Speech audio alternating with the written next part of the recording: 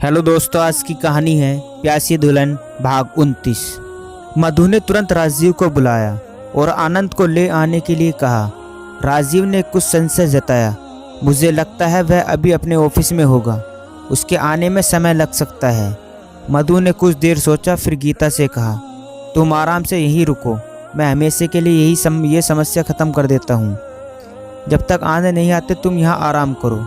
गीता बेचैन तो थी, परंतु वह भी रोज की टोकाटाकी से तंग आ चुकी थी, इसलिए वही आनंद का इंतजार करने लगी। उसे यकीन था कि मधु की मौजूदगी में वह वही करेगा जो मधु कहेगी। शाम के 5 बजे राजीव आनंद के घर के लिए रवाना हो गया। काफ़ी समय बीतने के बाद भी राजीव वापस नहीं आया। दोनों को चिंता होने लगी। गीता ज़्यादा परेशान दिखाई देने लगी। किसी अनाम आशंका से उसने मधु से कहा, मधु जी, मेरा दिल घबरा रहा है, कहीं बात न बढ़ जाए। मधु ने तसल्ली दी, नहीं गीता जी, राजीव है ना, सब संभाल लेंगे, थोड़ा और इंतज़ार करो।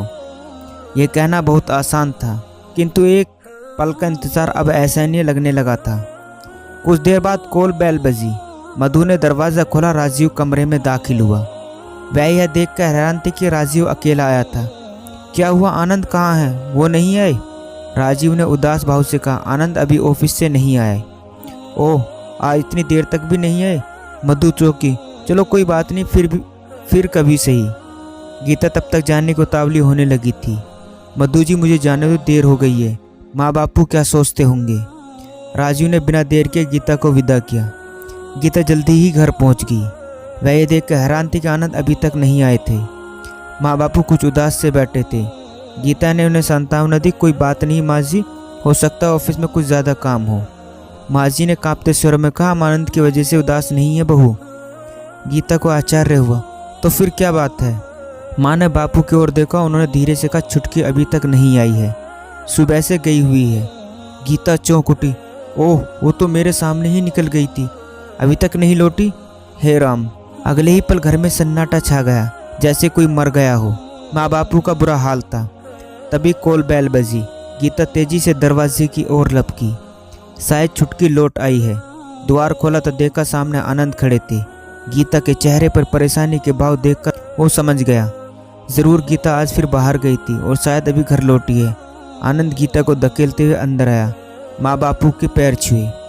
माँ ने लगभग रोते हुए कहा, बेटा, छुटकी घर पर नहीं है, न जाने कहाँ चली गई है मेरी बच्ची।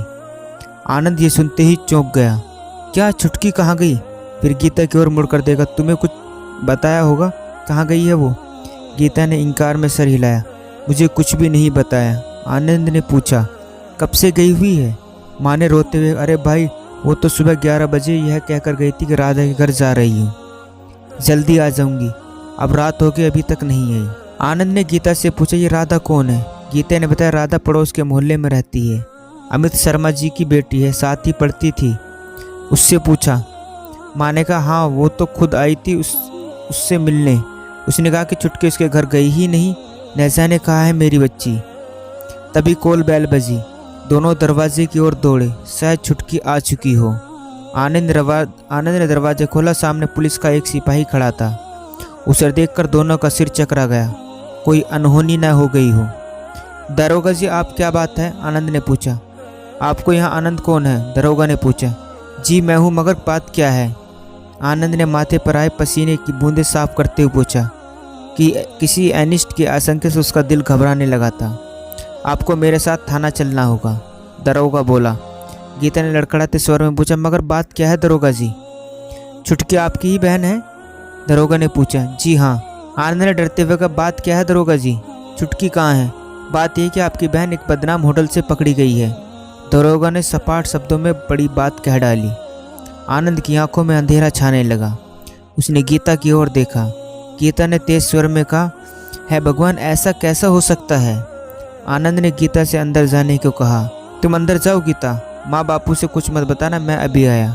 फिर दरोगा से बोला, चलिए दरोगा जी, मैं चलता हूँ। आप यकीन मारिए, मेरी बहन ऐसी नहीं है, वो तो बड़ी मासूम है, दुनियादारी ही नहीं जानती। दरोगा ने फाप्ती कसी। हर एक माँ बाप या भाई को अपनी बहन बेटी मासूम ही लगती है। आनंद ने घुराते हुए दरोगा की ओर देखा, मगर तुरंत ही संभल गया। अभी गुस्से करने से मामला और बिगड़ सकता है। सारा माजरा थाने जाकर पता चलेगा। कुछ देर बाद वो दोनों थाने पहुंच गए। यहाँ का माहौल देखते ही आनंद समझ गया कि होटल में रेड पड़ी होगी, मगर चुटकी वहाँ कैसे पहुँची। कुछ और लड़कियाँ वहाँ बैठी थी, उन्हीं के बीच में चुटकी गर्दन झुकाए बैठी थी।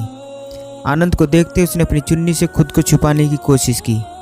भाई से नज़र मिलाते ही वह फबक कर रोने लगी। भैया मेरी कोई गलती नहीं है, मुझे बचा लो। आनंद ने गुस्से में पूछा, मगर तुम होटल में गई क्यों? तभी दरोगा का तेज स्वर कानों में पड़ा, ये भरत मिला बाद में, पहले बताओ क्या करना है। मैं नहीं चाहता किसी लड़की की ज़िंदगी खराब हो। तुम्हें इसलिए बुलाया कि समय रहते अपने बच्ची को सुधार लो, वरना जेल हो गई तो जीवन बर्बाद हो जाएगा। क्या होगा आगे जानने के लिए कहानी का अगला भाग ज़रूर देखें।